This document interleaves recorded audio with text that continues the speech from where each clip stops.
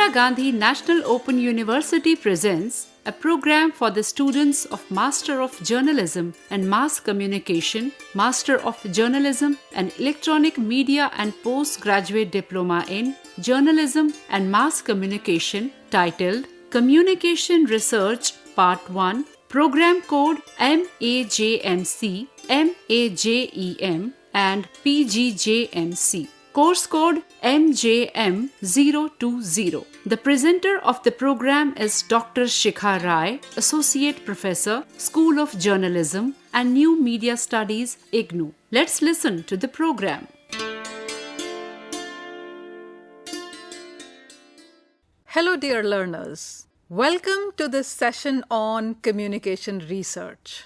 Now, research and the kind of importance it holds in today's times, in today's world, is not something that needs to be stressed so much. And we all understand that research is a necessary evil. In this session, we are going to talk about how research is implemented in various sectors, in various fields of mass communication, like advertising, like print, like television or films, so on and so forth, and how this research is taking a shape when we talk about academic research. And talking about research being a necessary evil, in today's times, until the data speaks, until we know for sure what it is that the audiences are wanting, the audiences are looking at in terms of their information, in terms of their entertainment, in terms of motivating them, until we have a visibility into that stretch, we will not be able to create successive or successful communications. So research definitely is a necessary evil in today's world and is very well required for all sectors of mass communication.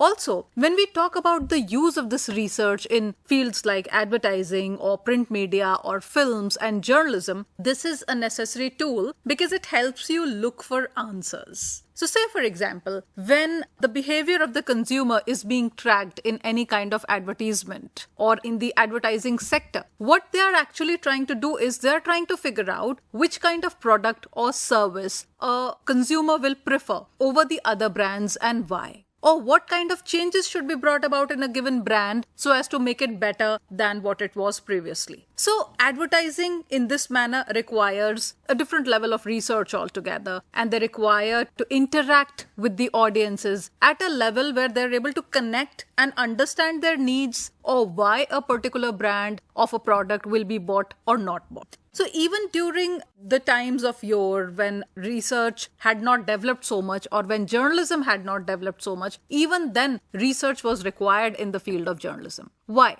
Because when you're writing a story as a reporter, you need to know the facts, you need to cover all aspects of a story in order to create a balanced perspective. So say, for example, there was an accident on the highway and somebody got killed. So while you're covering this, you are looking at it from the research point of view, while you're talking to the police, when you're talking to the hospital authorities, when you're talking to the deceased and the family of the deceased, or when you're talking about the whereabouts of the vehicle that hit the person, so on and so forth. So some kind of industry-related research or field-related research was required there. Now, an added example, an added aspect to this research is use of data. So you will find that the stories that would be covering crime or code or any sort of beat that we talk about will also cover how many accident cases have we reported on this highway in the past 1 year or in the past 5 years. Research plays a more important role.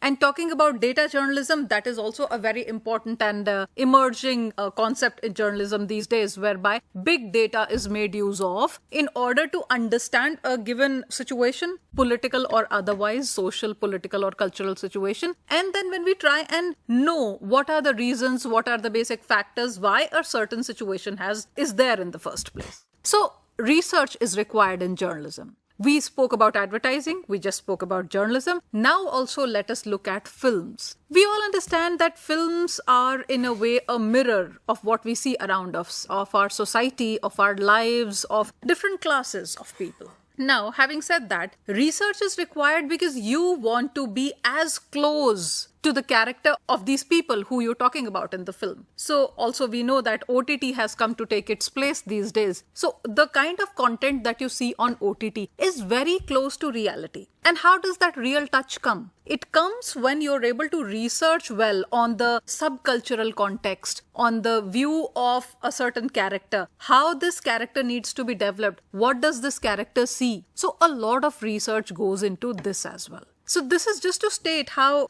research is a necessary tool, whether we speak of advertising or journalism or films or any other sector, any other discipline which is associated with mass communication. Now, why else is research needed? Because it is needed in decision-making situations. Like we were just talking about advertising. So when we are deciding what kind of every product has a certain life cycle, and when we know that the life of a product is going to come to an end, say for example, pagers came to an end when mobiles came. And mobiles are the newest of technologies because they're compact, because they can perform the function of a computer as well as a phone and do multiple other things. You can have your banking systems on your phone. There are so many things that one particular gadget is serving. So the product life cycle can be stretched. And how do you know whether to stretch it or how it can be stretched? Only when you have done enough research to understand what is required, what is the need of the audiences. So this is how decision-making situations affect a particular scenario, and that is when research plays an important role. When people decided that a mobile doesn't only have to constrain itself to being a walkie-talkie or to be able to send messages across, it has to do something more. A decision was made that more investment is needed, and then we need to bring in newer technologies so that one gadget that we call the mobile is able to serve multiple functions than what it already does. So, decision-making situations. Secondly, to describe the media. This too requires the use of research. When you're describing media, say for example, when we say that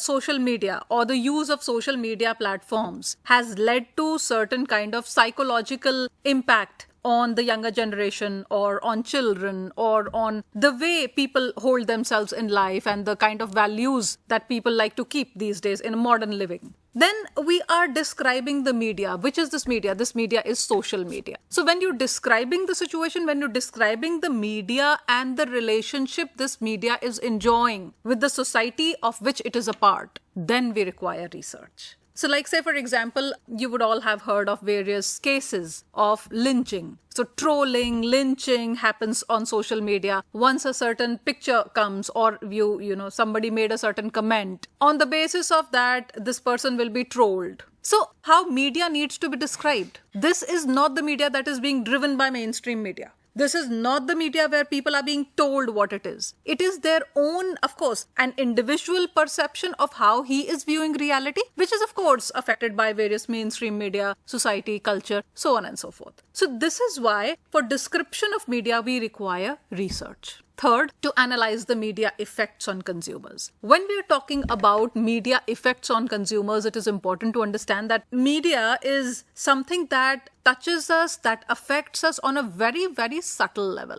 So now when we're talking of the subtlety of media, the way it affects the minds of various target segments, children, housewives, elderlies, the youngsters who are always on a run, or the earning members of the family, people who have responsibilities, people who are not old and they are still progressing in their careers and are always short on time. So what kind of headlines do you see in the media? Be it television, be it social media, or be it newspapers, how is it impacting them? This is the media effect. What are the influencers you have set for yourself, who you abide by or who you understand better, whose opinions you would maybe respect more? So that is the kind of media effect we are talking about here. So that too requires a lot of research, because as media is proliferating, as technology is adventing in the world, into our society, and is becoming an inherent part of our daily lives, we need to understand how media is affecting each one of us in their own capacity. So for that we require research. And then of course to understand the audience behavior as well.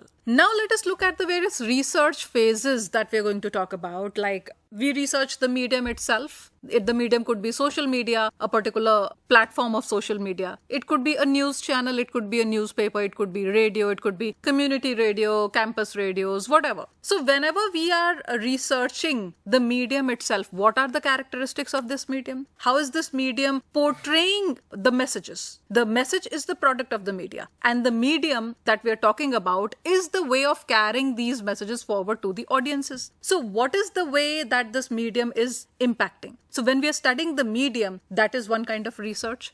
Another research phase is when you're studying the users, which happens mostly in disciplines of advertising or event management or public relations, corporate communications, etc. So you need to know and understand the users or the client very well. The better understanding you have of the consumer, the better is your product and the better is your delivery of that service. So users and users of medium, that is also an important phase of research. The third is effects of medium. Like I have often spoken in my previous lectures in media theories as to how media has a certain limited effect. So there were times before 1960s and 1950s when people used to think that media is all-powerful, media is a golden talisman, and whatever media touches, it can create a certain kind of impact as at what media wants. It also spoke about audiences being lame or being very novice, not able to react to situations. And when we started developing these theory of limited effects, they started talking about how media's effect is largely limited. So effects of the medium is also a phase of research where we try and understand how much or how less is a medium affecting its consumers, the audiences, and what better can be done if we want to maybe create a better situation in terms of affecting our audiences. Now, this could be both positive as well as negative. Say, for example, when we talk about spreading awareness about hand hygiene during the corona or the pandemic times, that was one positive effect of media. At the same time, the misinformation that ran wild during the corona period was a negative effect of the medium. So we need to research on the effects of a certain medium. Now, this medium can be social media or television or any medium that you're trying to study. Then, having said that, the fourth phase of research is how a certain medium can be improved. Now, we studied the medium, its characteristics, how it affects the audiences and the kind of audience behavior. The last but not the least, how this medium can be improved. Like I was just giving you an example of how a pager used to be there and today we have a mobile phone which is a small computer in our hands. So similarly, how can you improve upon the medium to come up with a certain kind of a outcome? This kind of research phase comes into picture. Another aspect is, since media is a capital intensive thing and we all understand that media is more of a profession. It is not a mission anymore as it used to be thought of during the freedom struggle and so on and so forth. So we are looking at how this medium can make money. That is also a phase. Say, for example, when we talk about the OTT platforms, we know that there are various OTT platforms which have almost replaced the silver screen, at least in India, so also in other parts of the world. So how is this medium making money? There are no advertisements that we see on the OTT platforms, be they international OTT platforms or regional and national ones. At the same time, they are showing us content without break. So what is their way of making money? Is it only subscription? Is it something else? Is it the kind of treaties or the kind of agreements they're having with the government or with the other businesses in the field? So this is also a phase of research. And all of them are not linear. I just listed down 5 phases of research. All of these are not linear. They can either be working side by side or we can be researching upon more than one phases of the same medium. So this is one thing that we need to keep in mind. Then, of course, just delving a little bit into history as to what are the major events that have contributed to the growth of mass media research. That is an important aspect to understand for any research student. The first thing was the World War I.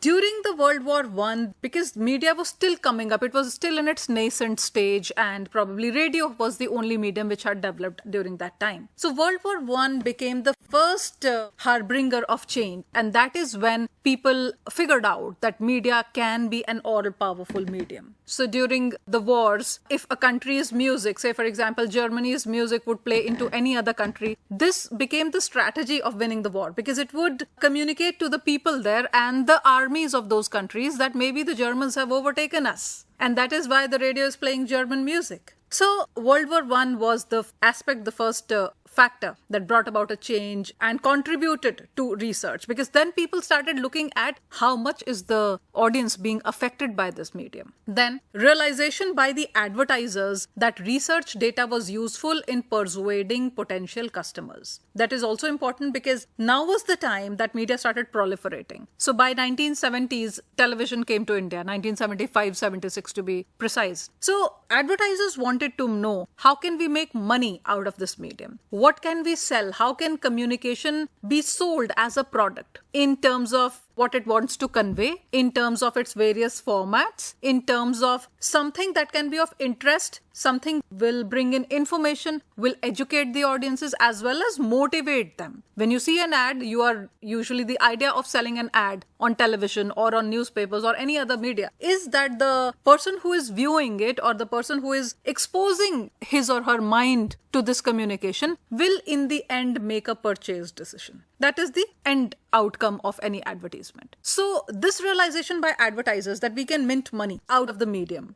became the reason why research started growing even more. Then rising interest of citizens in effects of media on public, especially children. This was the time when researchers started talking about how media affects children. So this was also one important phase, and a lot of work has still being done on children and media. And then there was increased intermedia competition. Newspapers, when television came, there were thoughts that maybe newspapers will disappear. They did not. But nevertheless, there was an intermedia competition whereby television was competing with newspapers for ads, and there was radio also, which provided an altogether special, unique segment of media which had its own characteristic features that could entice audiences. And then there was demassification. When we talk about demassification, we are talking largely in terms of breaking the audiences into certain segments. So like housewives could be one segment, children could be one segment, elderlies who have a lot of time to read or consume media are another segment. So demassification started taking place and we started breaking audiences into more than one categories. Now this raised the need for trend studies and image studies, because who would you like to spend time with? Obviously a media that enjoys enough trust in the audiences. So trust became important, hence image became important. Trend was to be studied because everybody wants to follow media, also to understand what the ongoing trend is. So trend studies became important. This is how research built up, historically speaking.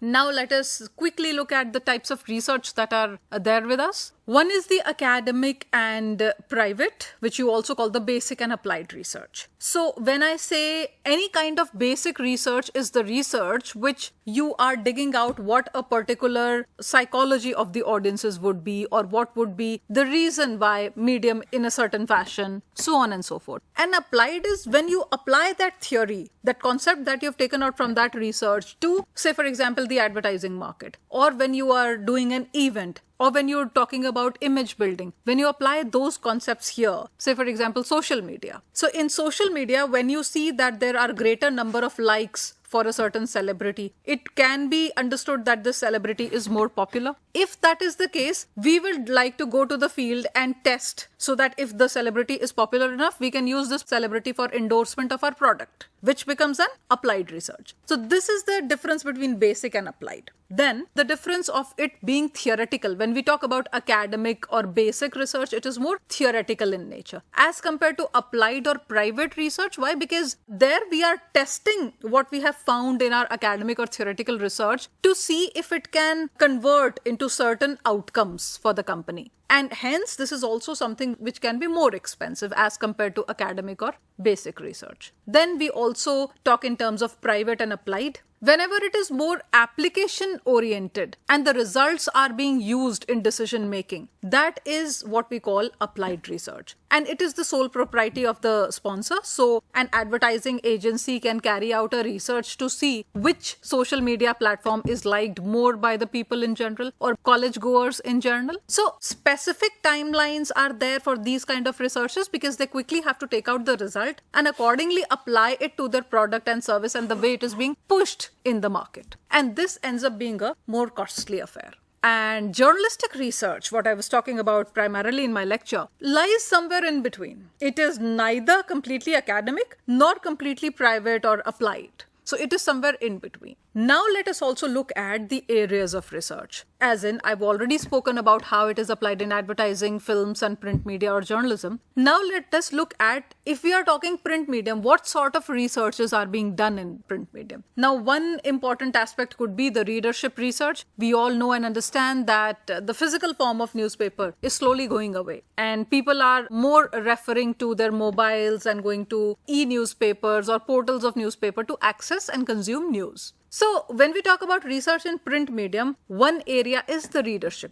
What sort of a platform does the readership like? Why is the readership of certain dailies dwindling as compared to maybe vernacular dailies that are doing better? Or why is it that important newspapers in the US have shut down as compared to the ones that are still alive and kicking in India? So those are the aspects we need to look on. Also, we have to look at the reader profiles. Now, there are certain kind of readers who are only headline scanners. These are the people in hurry. These are the more modern people with more modern outlook. These are the people who are working and usually could be in metros or non-metro cities. So, what kind of profile are we looking at for the readers? Now, when we talk about profiling of readers, it could be either demographic or psychographic. Demographic talks largely about which areas they are inhibited. And the psychographic talks about how do they take a certain aspect, how do they consume news, which news do they find more important as compared to the others, what sort of entertainment do they enjoy. So all these come under reader profiles. Then there is item selection studies. When we talk about item, I'll just give you an example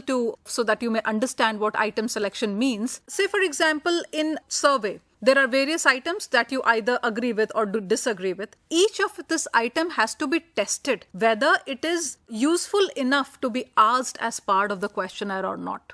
So there are certain kind of studies that go on in this way as well. When we talk about the newspaper readership, it is more about the item selection of the kind of news that you would like to read. Is it that, say for example, the sports page of a daily, would you be interested in reading more of cricket news? Or would you be interested in reading more of football or some other game? That is the item selection. Then there are reader and non-reader studies. Why is it that a certain newspaper is being read by a certain section of people and not by the others? What can we do to bring them as well in our fold? So that is the reader non-reader studies. Then of course there is users gratification. That users gratification is what kind of use do we put media to? So what use is being satisfied? What need is being satisfied for the audiences by the media? So we'll look at that also when we talk about print media research. And then it is the editor-reader comparisons. What is it that the newspaper or the editor feels about a certain issues and how do the readers comply to it or whether they agree to it or they disagree to it. So these are the areas of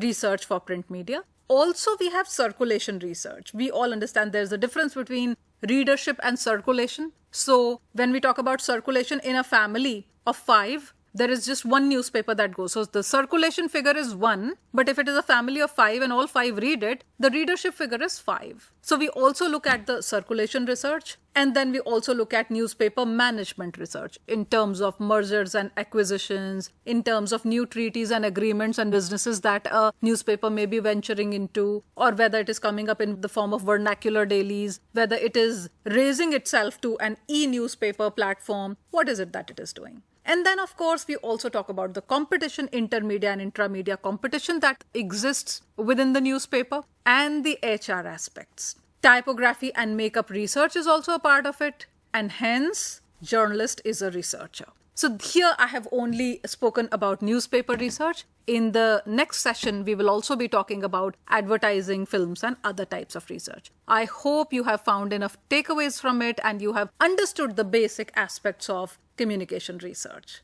Thank you very much for listening, and I hope you'll be back with me for my next session. Thank you.